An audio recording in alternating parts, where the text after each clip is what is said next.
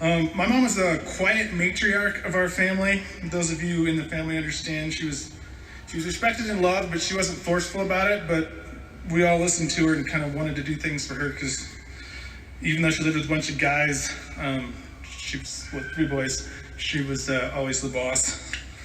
And like Mike said, looking back now, I realize most of the things I've done in my life was basically to show off for my mom. I just like to make her smile.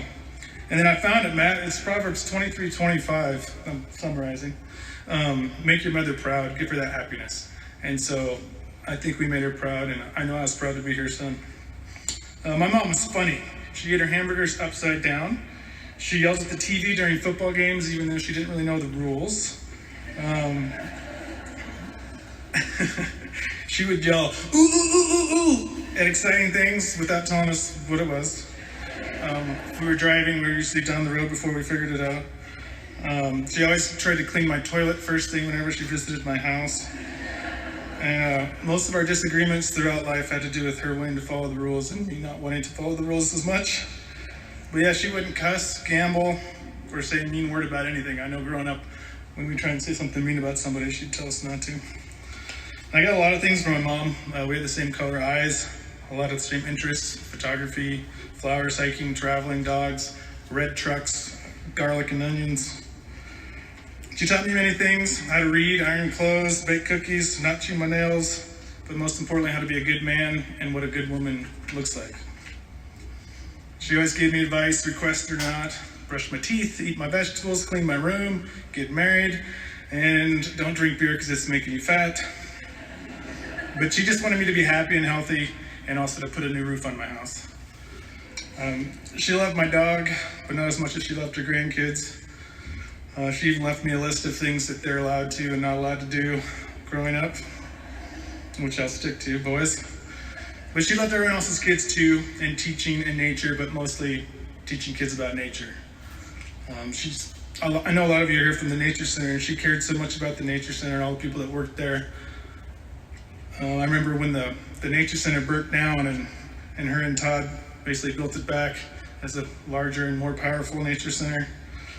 In fact, yesterday I was just over at the Nature Center, and I was sitting on her bench near Paula Meadows just after I saw a couple pasque flowers, and a group of kids came by with the docent there, and I was just like, hey man, that's what my mom used to do. That was cool. And they're all laughing and joking. And I'm like, I hope a couple of you guys pick up some of this stuff. You're lucky to be there. There's a few things she didn't like: motorcycles, swimming, kissing scenes in movies, peanut butter.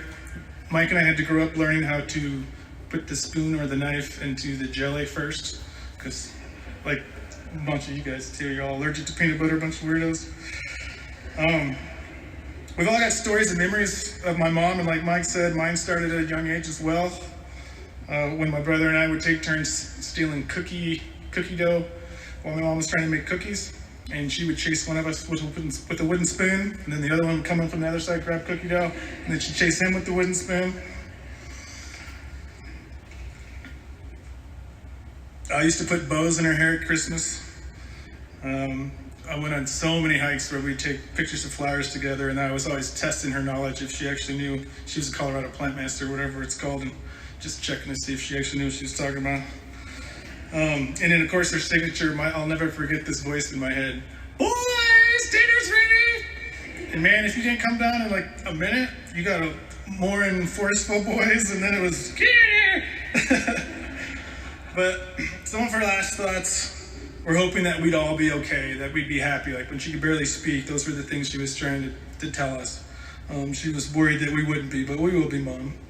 She wanted to make sure that the grandkids had a good place to sleep at night, even though she could hardly talk. And then she also kept pointing up at the ceiling. And we're like, what are you pointing at, Mom? She wanted me to make sure I changed the light fixture to something more modern. But a few months ago, I was sitting alone with my mom, and it was just me and her. We got to talk for a while. And towards the end of the conversation, I asked her if there's anything else that you want me to know, or that you need to say to me. And she said, no, I've given you all my advice. I have nothing left to say. So my mom and I are good. We got to say what we wanted to each other, and that's a blessing. But what would she want to say to all of you, to her family or friends? She'd want you to enjoy nature, have strong families and love them dearly. Don't work too much. Spend time doing the things that you love. Be a good person and slow down while you're driving.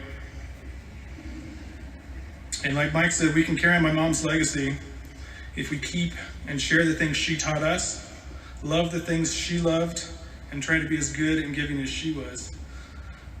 So I would ask you all to go watch the birds, plant the flowers, teach the kids, eat the vegetables, and drink a Dr. Pepper now and then. I love you, Mom. You're an amazing mother. Thanks, Mike.